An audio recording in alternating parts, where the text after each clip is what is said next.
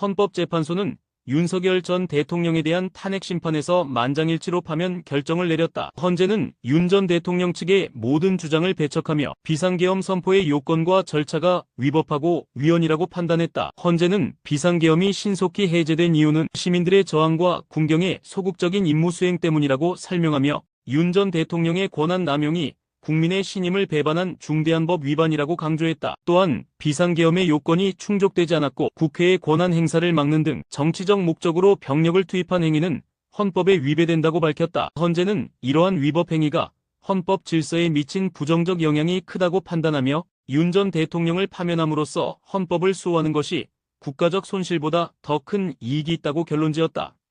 광주지법 제13형사부는 4일 특가법상 향정신성 물질 밀수 혐의로 기소된 태국인 A씨 25여에게 징역 10년의 실형을 선고했습니다. A씨는 지난해 12월 18일 시가 2억 3,136만원 상당의 필로폰 등 마약 1만 17정과 310g을 국제항공화물에 숨겨 반입하려 한 혐의로 기소되었습니다. A씨는 해외 공범과 함께 과자 봉투와 영양제 봉투에 마약을 숨겨 밀수하려 했으며 수사관들은 다량의 마약 밀수 첩보를 입수하고 잠복 수사를 통해 A씨를 지난 1월에 체포했습니다. 재판부는 A씨가 경찰의 수사를 피하기 위해 창원에서 대구까지 93km를 택시로 이동한 점을 언급하며 피고인은 시가 2억 원이 넘는 대량의 마약을 수입해 중형의 처함이 상당하다며 범행을 부인하고 반성하지 않는 태도를 지적했습니다. 그러나 수입한 마약이 모두 압수된 점은 유리한 정상으로 고려되었습니다. 광주지법 제2형사부는 A씨 33회에 대한 항소심에서 원심을 파기하고 징역 1년을 선고했습니다. A씨는 2021년 9월부터 2022년 1월까지 가맹점 모집 업무를 맡으며 가맹점주들로부터 총 2억 원을 횡령한 혐의로 기소되었습니다. 퇴사 후에도 인테리어 비용 명목으로 450만 원을 받아 챙긴 사실이 드러났습니다. 또한 A씨는 회사의 법인인감을 부정하게 사용해 입금 증명서를 작성한 혐의도 받고 있습니다. 항소심 재판부는 A씨가 피해 회사에 일부 변제한 점과 피해자들에 대한 피해 회복이 이루어진 점을 고려해 원심의 형이 다소 무겁다고 판단했습니다. 이로 인해 A씨의 형량이 줄어들게 되었습니다. 안희정 전 충남도지사가 권력형 성폭력 사건과 관련해 피해자 김지은 씨에게 8,304만 원의 손해배상금을 지급해야 한다는 판결이 확정되었습니다. 법조계에 따르면 김 씨 측과 안전지사 충남도 측이 판결문 송달일로부터 2주 이내에 항소하지 않으면서 판결이 최종 확정되었습니다. 안전지사는 2017년부터 2018년까지 김 씨에게 성폭행과 강제추행을 저질러 기소되었고 2019년에는 징역 3년 6개월의 형이 확정되어 2022년 만기 출소했습니다. 김 씨는 2020년 7월 안전지사와 충남도를 상대로 3억 원 규모의 손해배상 소송을 제기했습니다. 서울고법은 지난달 12일 항소심에서 안전지사가 김 씨에게 8,304만 원을 지급하라고 판결했습니다. 1심에서는 안전지사가 8,347만 원, 충남도가 5,347만 원을 지급하라는 판결이 내려졌으나 2심에서 배상액이 소폭 조정되었습니다.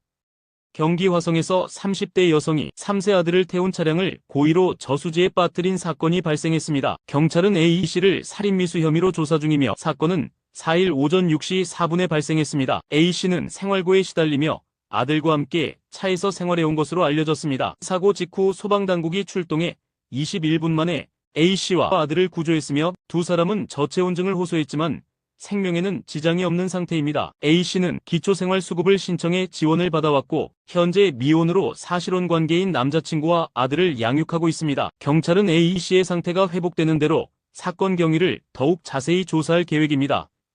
검찰이 생활고를 이유로 남의 집에서 강도행위를 벌인 60대 남성에게 중형을 구형했습니다. 제주지법에서 열린 결심 공판에서 검찰은 A씨 67에게 특수강도 혐의로 징역 8년을 구형했다고 4일 밝혔습니다. A씨는 지난 1월 제주의 한 주택에 침입해 피해자를 위협하고 고가의 가방 등을 강탈한 혐의를 받고 있습니다. 검찰은 A씨가 이전에 동종범죄로 실형을 선고받았음에도 재차 범행을 저질렀으면 계획적으로 범행을 진행했다고 강조하며 중형을 요청했습니다. A씨는 공소 사실을 인정하며 변호인은 A씨의 어려운 경제 상황과 반성하는 태도를 감안해 관대한 처분을 요청했습니다. 재판부는 오는 5월 29일 판결을 선고할 예정입니다. 광주지법은 아동학대범죄의 처벌법 위반 혐의로 기소된 중학교 교사 A씨 45에게 1심에서 벌금 500만 원을 선고했다고 4일 밝혔습니다. A씨는 2023년 3월 지각한 13살 학생의 목을 손바닥으로 4차례 때리는 등 총 9차례 아동을 학대한 혐의로 기소됐습니다. 당시 A씨는 학교폭력 예방과 아동학대 예방교육을 담당한 교사였으며 등굣길 학생들을 지도하던 중 범행을 저질렀습니다. 1심 재판부는 A씨가 교사로서 피해 아동에게 신체적, 정신적 고통을 준 점을 고려해 벌금형을 선고했으며 항소심 재판부는 원심의 판결을 유지하며 검사의 항소를 기각했습니다. 3일 오후 1시 11분쯤 경남 양산시 동면의 27층 아파트에서 외벽, 도장 및 보수 작업을 하던 60대 남성 A씨가 추락해 숨졌습니다. A씨는 아파트 옥상에서 작업 중 추락해 인근 병원으로 옮겨졌으나 결국 사망에 이르렀습니다. 고용노동부 창원지청은 A씨를 고용한 업체가 산업안전보건법과 중대재해처벌법을 위반했는지 여부를 조사하고 있습니다. 노동당국은 사고 현장에서 달비계 작업 중이었는지 여부와 안전장비 착용 여부를 확인하고 있으며 작업 중지 명령을 내린 상태입니다. 사고 당시 A씨가 달비계에 타려다 추락했는지 아니면 작업 도중 추락한 것인지에 대해서는 목격자가 없어 자세한 조사가 필요하다고 밝혔습니다. 경찰도 이번 사고의 정확한 경위를 파악하기 위해 조사 중입니다. A씨의 사망은 고용안전 문제에 대한 심각성을 다시 한번 환기시키고 있습니다. 3일 오후 70개 인천국제공항 제1여객터미널의 한 식당에서 작업 중이던 70대 남성 A씨가 6m 아래로 추락해 숨지는 사고가 발생했습니다. A씨는 식당 내 공조시설 철거 작업을 위해 비계를 설치하던 중 사고를 당한 것으로 알려졌습니다. A씨는 심정지 상태로 발견되어 심폐소생술 CPR을 받으며 병원으로 이송됐으나 오후 7시 28분경 사망했습니다. 인천공항 관계자는 이번 사고가 입점한 식당의 자체 공사 과정에서 발생했다고 전했으며 경찰은 중대재해처벌법 위반 여부를 조사 중입니다. 경찰은 식당과 인천공항공사를 대상으로 현장 관계자들을 상대로 수사를 진행하고 있습니다.